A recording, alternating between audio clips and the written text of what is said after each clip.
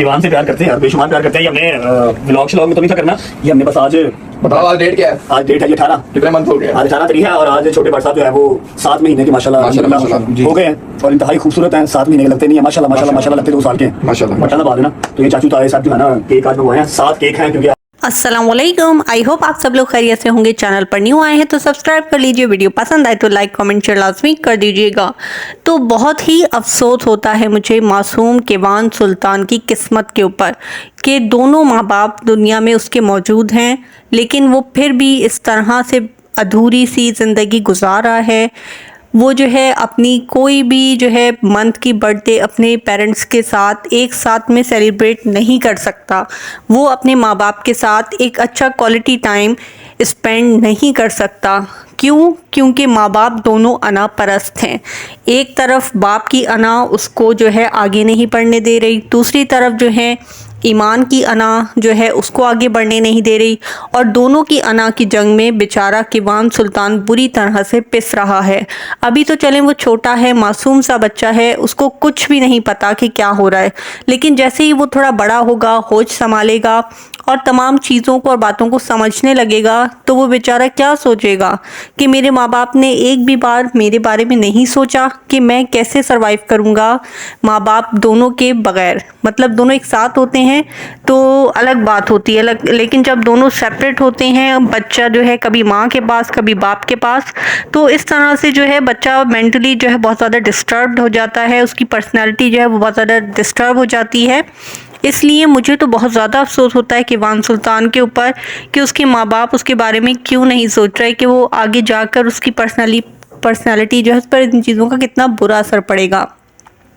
खैर कल जो है रजब भट्ट ने एक वीडियो शेयर की जिसमें उन्होंने केवान सुल्तान की जो है वो बर्थडे सेलिब्रेट की और उन्होंने 7 केक्स जो हैं कट किए, क्योंकि केवान सुल्तान माशाल्लाह से 7 मंथ्स के हो गए हैं। और इस खुशी में जो रजब भट्ट ने जो है 7 केक काटे। उन्होंने कहा कि इसके जो हैं सातों चचा और ताया जो हैं इसके लिए केक्स लेकर आए हैं और हम मिलकर जो है सेलिब्रेशन करेंगे।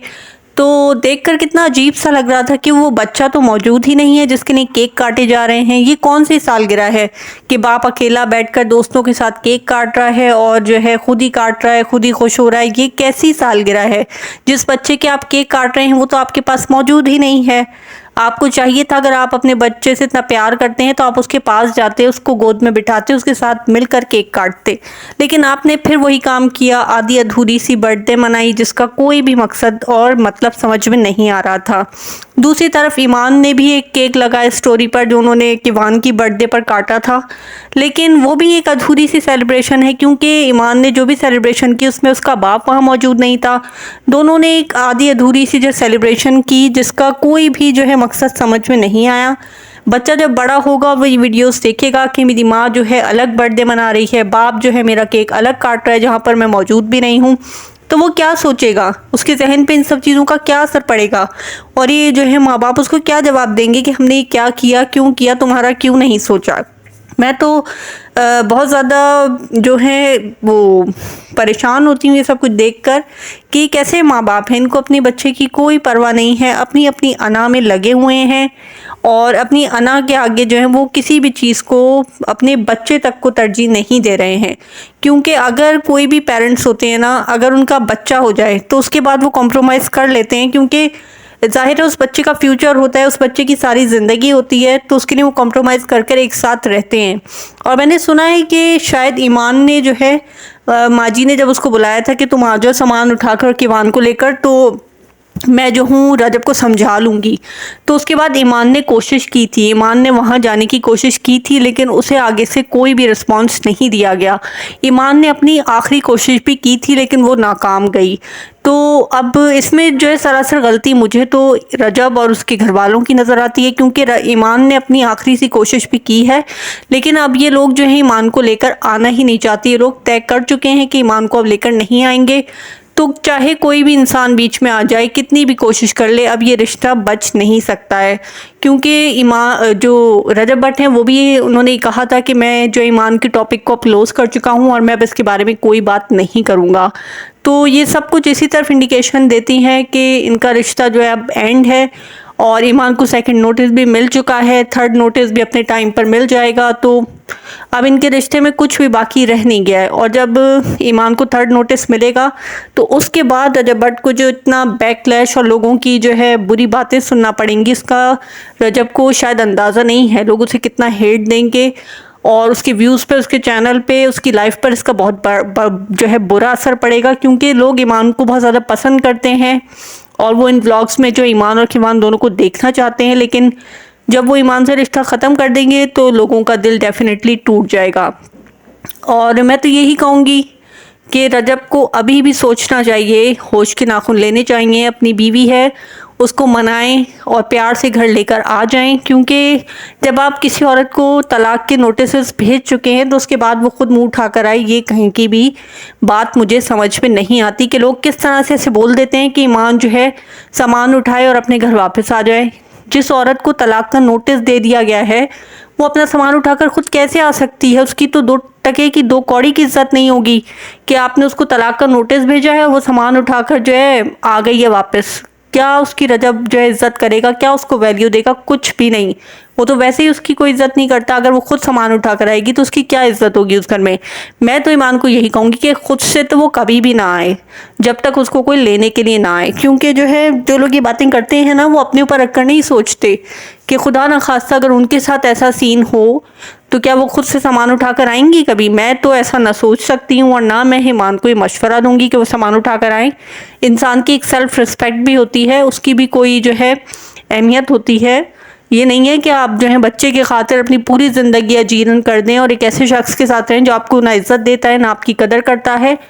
अगर वो इस बात पर राज़ी होता है कि वो आपको इज़्ज़त से लेकर जाएगा, आपकी कदर करेगा, तो फिर आपका जाना बनता है। अदरवाइज़ अपनी आगे की सारी ज़िंदगी जो है अजाब में डालने से बेहतर है कि ऐसे शख्स को छोड़ दें, क्योंकि ऐसा शख्स जो कि सुधरने का नाम नहीं ले रहा तो उसको छोड़ देना ही बेहतर होता है। और कुछ लोग ये कह रहे हैं कि रजब भट्ट जो हैं चेंज हो गए हैं, बदल गए हैं, तो मुझे तो कुछ भी ऐसा नहीं लगता। मैं तो उनके व्लॉग्स देखती हूँ, मुझे तो वैसे ही नज़र आते हैं जैसे वो शुरू से हैं। उनमें क्या चेंज आया है? मैंने तो कुछ भी ऐसा नोटिस नहीं किया। हाँ, बस ये नज़र आता है कि जैसे वो खुश होने की एक्टिंग कर रहे हों, वो खुश ना हो, वो व्लॉग्स में ऐसा शो कर रहे हो कि हाँ मैं खुश हूँ, लेकिन मुझे ऐसा लगता है कि वो खुश नहीं है। वो ये सब कुछ कर कर ईमान को जो है तलाक के नोटिस भेजकर वो अंदर से खुद भी परेशान हैं, दुख में हैं या गिल्ट में हैं कि मैंने ये क्यों किया है, लेकिन उन्होंने ये किया है। अब पता नहीं क्यों किया है, माँ के प्रेशर में आकर, बहन के प्रेशर में आकर, या पता नहीं क्यों किया है, मुझे तो समझ में नहीं आता। क्योंकि इनके दरमियान जो चीज़ें थी वो इतनी बड़ी नहीं थी जिस पर जो है तलाक दे दी जाए।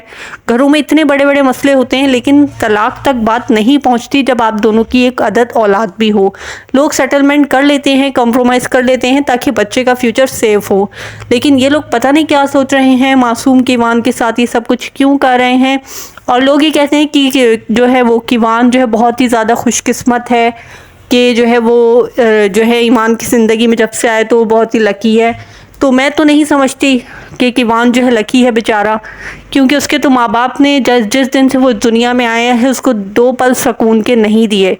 दोनों ने उसको कंटेंट बनाया हुआ है, दोनों ने उसकी कभी जो है कदर नहीं की। अगर उसकी कदर करते, उसे प्यार करते तो दोनों एक साथ होते। मैं तो नहीं समझती कि वो एक खुशकिस्मत बच्चा है, क्योंकि उसकी किस्मत तो इन माँ बाप दोनों ने मिलकर डबो दी है। और पता नहीं क्या चाहते हैं किवान के साथ। बेचारा जब बड़ा होगा तो अपने दोस्तों में जब जाएगा, स्कूल जाएगा, बच्चों पे बीच बैठेगा तो क्या जवाब देगा कि मेरे माँ बाप ने सारी ज़िंदगी ये क्या जो गंद घोले हैं ये क्यों किया है? वो बच्चों को क्या जवाब देगा? वो दुनिया को कैसे फेस करेगा? आप लोगों को क्या लगता है कि जो दोनों ने अलग अलग सेलिब्रेशन की है और ये जो आए दिन ड्रामे लगा कर रखते हैं, क्या ये सब कुछ सही है? या इन दोनों को मिलकर एक जगह बैठकर एक केक लाकर तरीके से बच्चे के साथ जो है केक कट करना चाहिए था और इस सेलिब्रेशन को करना चाहिए था, जहां आप अपनी बहन की बेटी के लिए हज़ारों लाखों रुपए के गिफ्ट्स और जो है सेलिब्रेशन करते हैं। क्या आपके पास अपने बेटे के लिए 1 टका नहीं था? आपने उसको कोई भी ऐसी चीज़ गिफ्ट नहीं की जो कि देखकर कोई कहता कि वाह, जो रजब भट्ट ने दुनिया जो पाकिस्तान के सबसे बड़े यूट्यूबर ने अपने बेटे को कोई गिफ्ट दिया है। आपने कोई भी ऐसी चीज़ उसको गिफ्ट नहीं की, जबकि आपने आयत ज़ाहरा की बर्थडे पर सोने की रेल पेल कर दी थी।